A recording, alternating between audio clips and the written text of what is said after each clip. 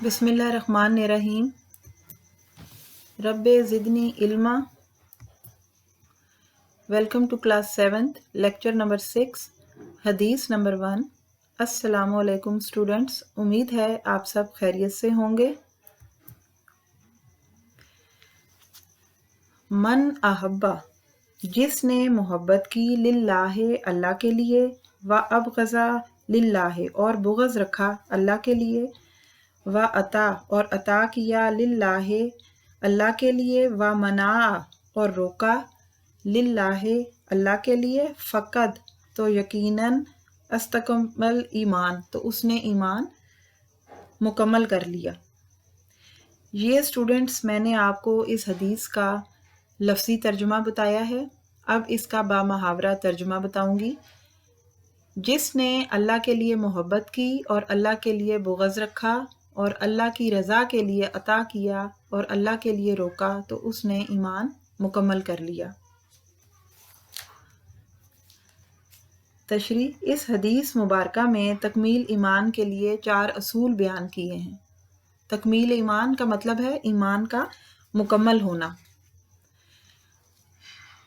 Number 1, इंसान किसी से मोहब्बत करे तो अल्लाह के लिए, मतलब ये कि अल्लाह ताला इंसान से बहुत मोहब्बत करता है और उसके लिए दुनिया में बेशुमार नेमतें पैदा फरमा दी हैं, लिहाजा इंसान को अल्लाह ताला ही से मोहब्बत करनी चाहिए। नंबर 2,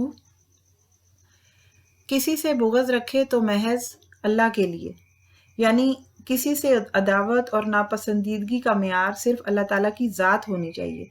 बंदा मोमिन सिर्फ उन लोगों से बुग़ज़ रखता है जो अल्लाह ताला के नाफरमान और जालिम बंदे होते हैं, क्योंकि अल्लाह ताला भी उनसे नापसंदीदगी का इजहार फरमाता है।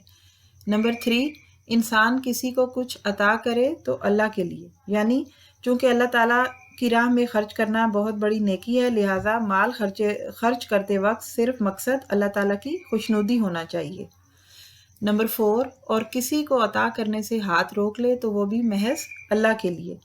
अल्लाह ताला ने जिन मौक़ों पर और जिन अशिया पर मालो दौलत खर्च करने से मना किया है तो सिर्फ अल्लाह ताला की रज़ा समझकर इन पर खर्च करने से गुरेज करें। अज़ीज़ तुलबा तालिबात, हुज़ूर सल्लल्लाहु अलैहि वसल्लम ने इस हदीस में इन चारों अमाल को ईमान की तकमील करार दिया है। अल्लाह ताला चूँकि इंसान से बेहद मोहब्बत रखता है, लिहाजा इंसान को भी चाहिए कि वो अपनी मोहब्बतों और उल्फतों का मरकज़ अल्लाह की ज़ात ही को रखे। दुनिया में जिससे मोहब्बत रखे महज अल्लाह की रज़ा के लिए। इसके अलावा अव्वल तो किसी से बुग़ज़ न रखे, और अगर किसी से बुग़ज़ हो तो भी उसकी बुनियाद महज ये हो कि अल्लाह ताला इस शख्स को नापसंद करता है। लिहाजा जब किसी सरकश और जालिम, सरकश कहते हैं नाफरमान खुदसर को, अल्लाह पसंद नहीं करता तो हम क्यों करें। इसके अलावा अगर किसी को माल अता करें तो उसकी बुनियाद भी दुनिया या दुनियावी गर्ज ना हो, बल्कि अल्लाह की रज़ा हो। और अगर किसी से हाथ रोकें तो महज इसलिए कि इससे अल्लाह ने हाथ रोकने का हुक्म दिया है। अज़ीज़ तुलबा तालिबात, इस हदीस का हमारी अमली ज़िंदगी से बहुत गहरा ताल्लुक़ है। इस अहादीस मुबारका पर अमल करने से हमें 2 फ़ायदे हासिल होते हैं।